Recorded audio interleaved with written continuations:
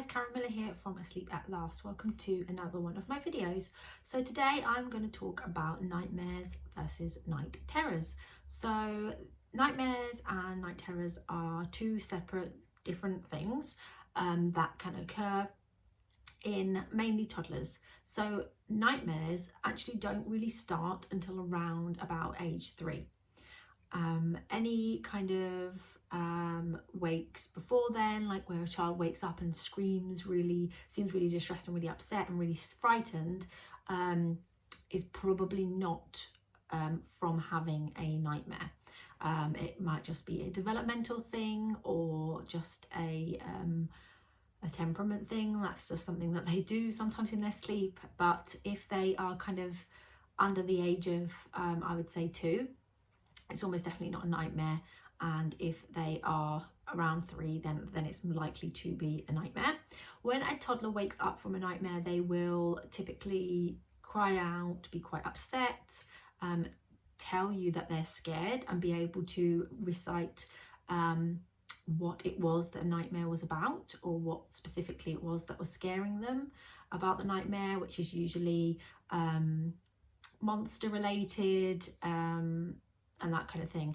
And that can often come from stuff that they've seen on the TV, stories that they've had before bed, things that they've played with on the iPad, for example.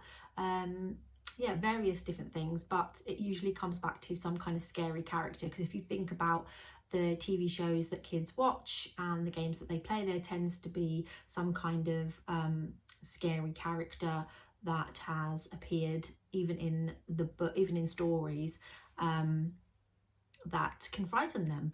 And when you think that we're reading these stories or we're letting them watch this kind of TV shortly before bed, then it is something that is going to be not necessarily playing on their mind, but sort of in the background there when they go to sleep.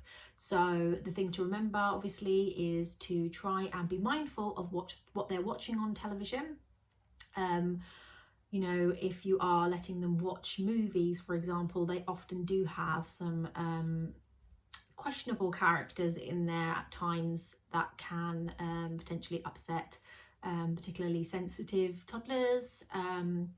So yeah, just be aware of what you're letting them watch, and also be careful with the kind of stories that you read just before bedtime. So yeah, like I say, with a nightmare, they'll be able to tell you what's wrong. You can comfort them, and you can get them a nightlight to help them with their fears of the dark, because often it's the dark that then kind of fuels that fear a bit further, because they can't see, obviously. If they are scared of things like a monster being under their bed or hiding on top of the wardrobe or inside the wardrobe or something like that, which again is quite common, then you can talk to them about this during the day, the next day. Lots of playing in their room so that they don't become fearful of their room or scared of their room when they come into it at bedtime. And also putting lights, for example, like a torch under their bed, so they can actually see there's light underneath there, it's not dark, or on top of the wardrobe, or have the wardrobe door open if they're scared of what's inside the wardrobe, and trying to come up with clever ways of actually helping them to not be scared of the thing that they're scared of. And that's if they obviously can tell you what it is that they are scared of. So so that's nightmares. Night terrors are different in that they a child can become very distressed from a night terror. Night terrors usually happen in like the first few hours after the child has gone to sleep, and very often they are just really upset and they don't necessarily tell you what's wrong. And they can stay quite still and just cry, or they can get up and walk around and seem like they're having some kind of epic tantrum and you don't know what it's about, and they won't let you comfort you, but you know that they're scared and they want your comfort, but they won't, you know, if you try to comfort them or if you try to speak to them, it can make it 10 times worse, and you kind of have to stand back and almost wait until they calm down and they kind of come out of it quite quickly. That's what a night terror is. And night terrors can happen usually, you know, a toddler age, and they can continue on into a child is potentially 7 or 8.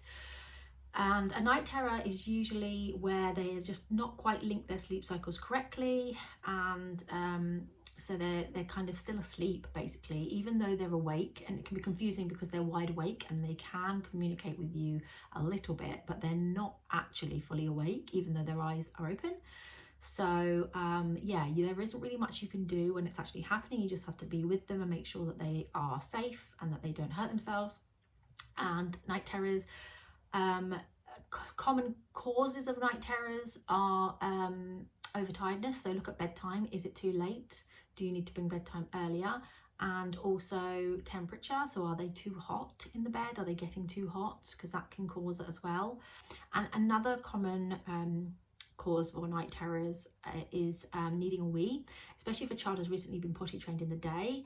They can wake up but they're not fully awake and they seem really upset and distressed, and they can't quite communicate to you that they need a wee because they're still half asleep, but they do just need a wee. So once they've calmed down, make sure you always take them onto the toilet and give them a chance to have a wee, even if they say that they don't need one, because needing a wee can be the cause of these wakes.